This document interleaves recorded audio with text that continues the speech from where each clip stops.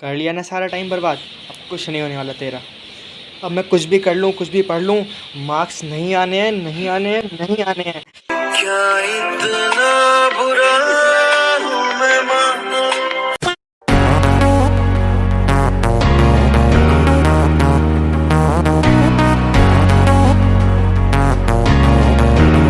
इतना लोड मत लो। जब तुम अगली क्लास में जाओगे, 11th-12th में जाओगे और किसी कॉम्पिटिटिव एग्जाम की तैयारी करोगे, तब तुमको ये रियलाइज़ होगा कि 10th का exam one of the easiest exam था जो तुम देने वाले हो। बस तुमको कंटेंट के ऊपर अपना कमांड रखना है और जो स्ट्रैटेजी बता रहा हूँ उसको आप फॉलो करो। आपको कंटेंट और कैसे आंसर लिखना है, दोनों पे कमांड रखना है। तो मैं आज बताने जा रहा हूँ कि हम 2 फेज़ में कैसे अपने 10th के सिलेबस को तैयार करेंगे। पहला फेज़ होगा 3 मंथ्स का। इस 3 मंथ में आप पूरे सिलेबस को कवर करोगे और फिर उसका अगला फेज़ जो होगा बाकी फरवरी तक, तब तक आपको सैम्पल पेपर और रिवीजन पे फोकस करना है। तो आप इसको अगर एग्जॉस्टिवली कवर कर लेते हो तो कोई ताकत नहीं है जो आपको 95% लाने से रोक सकती है। इस वीडियो में हम अगले 3 महीने के प्लान की बात करेंगे। तो देखो, मैथ्स में क्या करना है। मैथ्स में सबसे पहले हमारे पास NCERT की कमांड होनी चाहिए। NCERT का हर एक क्वेश्चन हमें आना चाहिए, क्योंकि बेसिकली बोर्ड का पेपर NCERT से सेट होगा। NCERT ही उसका बेसिस होने वाला है। जो चैप्टर आप कर रहे हो उसकी पहले NCERT एक्सरसाइज करनी है, फिर उसके बाद आपको RD शर्मा या RS अग्रवाल में से किसी एक बुक पे जंप कर जाना है। वहाँ पर आपको उस चैप्टर के सारे एग्जाम्पल्स कर डालने हैं और एग्जाम्पल्स आपको ऐसे करने हैं कि आपको याद हो जाएं। आपको ये कोशिश करनी है कि उस क्वेश्चन टाइप को आप सीख लो, याद कर लो, क्योंकि जब आप आगे की क्लास में आओगे तो आपको पता चलेगा कि 10th की मैथ्स याद करने वाली थी। यहाँ पर आप जो बुक में इलस्ट्रेशन दिए हैं वो याद करके चले जाते हो तो आपके 90% ज़्यादा सवाल आराम से बन जाएंगे। बार बार सेम क्वेश्चन सेट की प्रैक्टिस करने से आप इसी फिगर को 100% तक ले जा सकते हो। इसके अलावा आपको ये ध्यान रखना है कि आप वीक में कम से कम एक सैम्पल पेपर ज़रूर दो। इससे आपको वीक में होने वाले अचीवमेंट्स का पता चल जाएगा। आपको पता चल जाएगा कि आप कितना सीख रहे हो, कितना रिटेन कर पा रहे हो। उसी हिसाब से आप अपने आप को ढाल पाओगे और आंसर राइटिंग की भी प्रैक्टिस कर पाओगे। आंसर राइटिंग का मतलब ये है कि प्रैक्टिस के टाइम में तो आप सारे स्टेप्स लिखोगे नहीं, लेकिन जब आप सैम्पल पेपर दोगे उस टाइम आपको step by step, formula by formula सब कुछ मेंशन करना है, ताकि एग्ज़ाम के दिन स्टेप बाय स्टेप सॉल्यूशन आपको अननेचुरल ना लगे। And believe me, steps answer से भी ज़्यादा इंपॉर्टेंट है, क्योंकि अगर आपका आंसर गलत भी आ गया तो आपके बहुत कम मार्क्स कटेंगे, लेकिन अगर आपने स्टेप्स सही से नहीं लिखे हैं तो आपको स्टेप मार्किंग नहीं मिलेगी और सही आंसर के बाद भी आपके मार्क्स डिडक्ट किए जा सकते हैं। तो स्टेप लिखना मस्ट है और इसकी प्रैक्टिस सैम्पल पेपर सॉल्व करने से ही आएगी।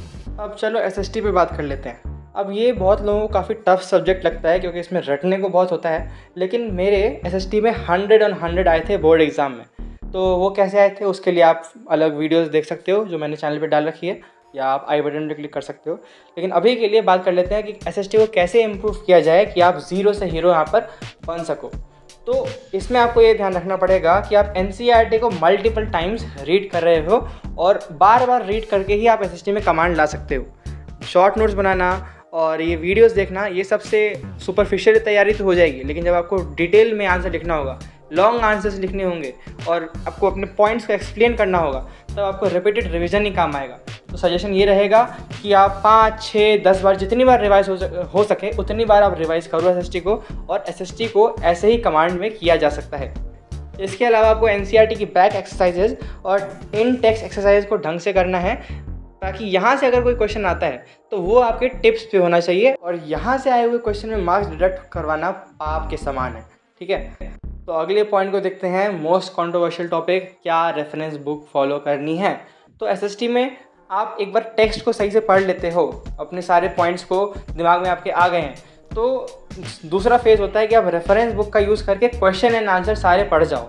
क्वेश्चन आंसर पढ़ने से आपको एक ओवरव्यू मिल जाएगा कि आपको क्या आता है, क्या नहीं आता है, और आप मिसिंग गैप्स को फिल कर पाओगे। अगर आप प्रीवियस ईयर क्वेश्चन भी कर लेते हो तब भी आपको अच्छा खासा फ़ायदा मिल जाएगा, क्योंकि PYQ भी NCERT को एग्जॉस्टिवली कवर कर लेते हैं। इसके अलावा आपको वीक में एक सैम्पल पेपर देना ही देना है, क्योंकि SST में नॉलेज के अलावा आंसर राइटिंग बहुत ज़्यादा इम्पॉर्टेंट है।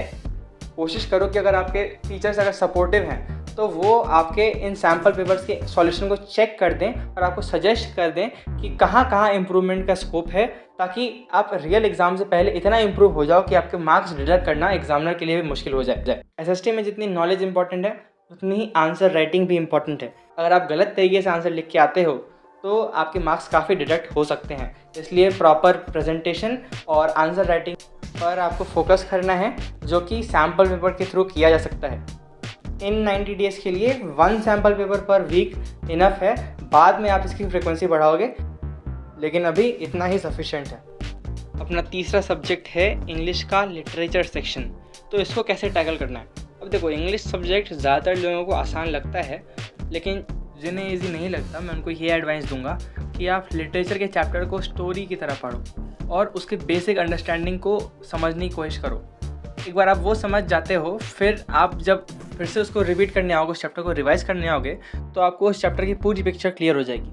और दूसरे रिवीजन के बाद आप क्या करो कि आप एक रेफरेंस बुक लो और उसके सारे क्वेश्चन आंसर आप पढ़ लो एक बार, और उसका फिर बाद में कभी रिवीजन लगा लेना। तो ऐसा करने से क्या होगा कि सारे जो पॉसिबल क्वेश्चन टाइप्स हैं वो आपको उस रेफरेंस बुक में कवर हो जाएंगे। और अगर कोई नया क्वेश्चन भी आ जाता है, क्योंकि जो क्वेश्चन आंसर्स होते हैं बोर्ड में वो अंडरस्टैंडिंग बेस्ड होते हैं, एकदम रोड लर्निंग बेस्ड नहीं होते। अगर कोई तीसरा क्वेश्चन भी आ गया जो कि आपने कभी पहले देखा नहीं है, तब भी आप अपने चैप्टर के नॉलेज और जो आपने क्वेश्चन आंसर पढ़े हैं उसके नॉलेज को कंबाइन करके एक नया आंसर बना के लिख पाओगे, अगर आपकी राइटिंग स्किल ठीक ठाक एवरेज भी है तब भी। ग्रामर सेक्शन NCERT में नहीं दिया होता है, लेकिन जो आप 8th तक पढ़ते हो वही रिपीट हो रहा होता है। लेकिन तब भी अगर आपकी ग्रामर स्ट्रांग नहीं है तो आप प्रैक्टिस कर सकते हो, कोई रेफरेंस बुक लेके उसका आप प्रैक्टिस करो। रूल्स पे ध्यान दो, रूल्स पे ध्यान दोगे और थोड़ी प्रैक्टिस कर लोगे तो सारे क्वेश्चंस अपने आप बनने लग जाएंगे।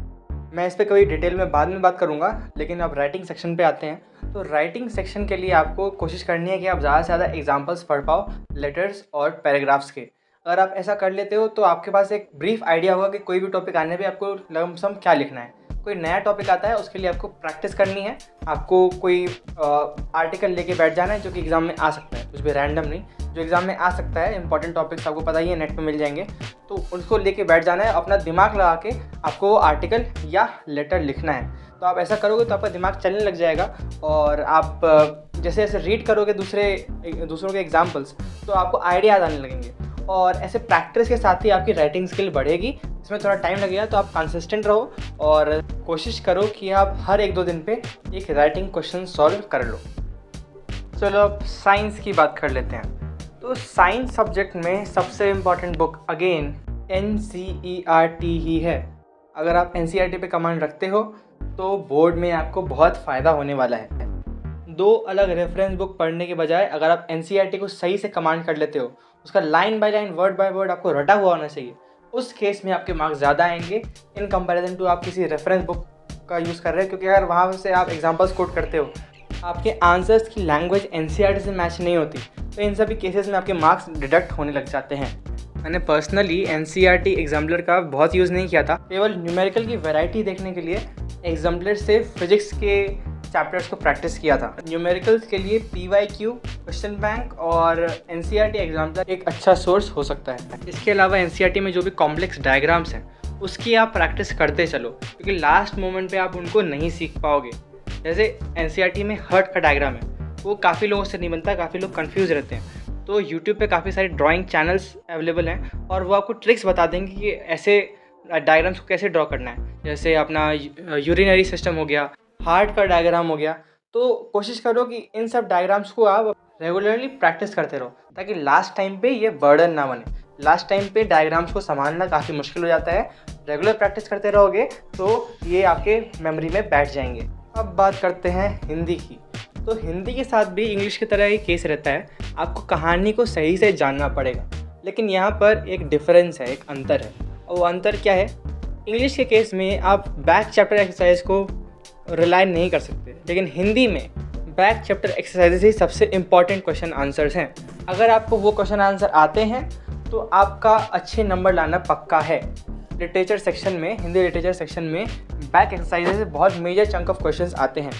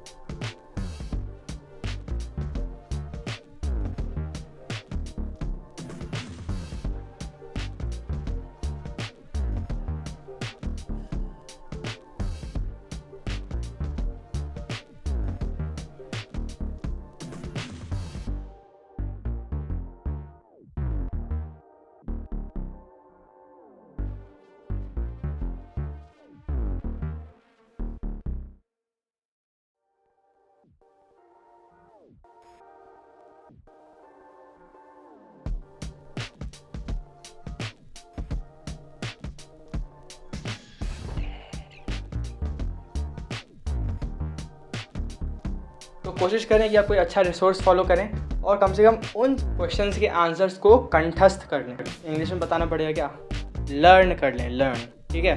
उन क्वेश्चंस को पक्का लर्न करके जाना है। आप बोलेंगे तो मैं अपने नोट्स भी शेयर कर दूंगा, उसमें सारे क्वेश्चन आंसर लिखे हुए हैं, तो आप उसका यूज़ करके भी अच्छे से प्रिपरेशन कर सकते हैं। अगर आपको वो नोट्स चाहिए तो आप कमेंट सेक्शन में बताइए और डिमांड आई तो मैं वो नोट ज़रूर टेलीग्राम पे डाल दूंगा। टेलीग्राम चैनल आप ज्वाइन कर लीजिए तो आपको सारे नोटिफिकेशन और ये जो पीडीएफ्स में भेजता हूँ वो आपको मिलते रहेंगे। हिंदी में व्याकरण और लेखन कार्य मतलब राइटिंग सेक्शन को सुधारने के लिए वही इंग्लिश वाला अप्रोच लगना है कि आपको more and more newspaper read करने हैं और ज़्यादा से ज़्यादा एग्जाम्पल्स पढ़ने हैं। ऐसा करके आपका हिंदी में भी एप्टीट्यूड डेवलप हो जाएगा और आप अच्छे से क्वेश्चन को टैकल कर पाएंगे। लेखन कार्य वाले क्वेश्चन प्रैक्टिस करने से आपका कॉन्फिडेंस भी बढ़ेगा और आपके मार्क्स राइज कर जाएंगे। ऑप्शनल सब्जेक्ट के लिए मैं अलग से वीडियो बना लूँगा कि आपको कैसे उसके लिए टाइम डिवोट करना है और ऑप्शनल पे कितना फोकस करना है। तो मुझे पूरा कॉन्फिडेंस है कि अगर आप इन सब टिप्स को फॉलो करते हैं तो आप बिल्कुल अच्छे मार्क्स ले आएंगे। और मुझे इतना कॉन्फिडेंस क्यों है, क्योंकि मेरे साथ साथ मेरे जो क्लासमेट्स थे वो भी 98-99% मार्क्स लाए थे बोर्ड एग्ज़ाम में और उनका भी यही तरीका था लमसम। तो आप पूरा विश्वास करके आप इनको फॉलो करिए और ऐसे ही और टिप्स के लिए आप इस चैनल को फॉलो कर सकते हैं और लाइक करके जाइएगा इस वीडियो को, अपने दोस्तों से शेयर करिए ताकि सबको बेनिफिट हो और सब बोर्ड को फोड़ सकें।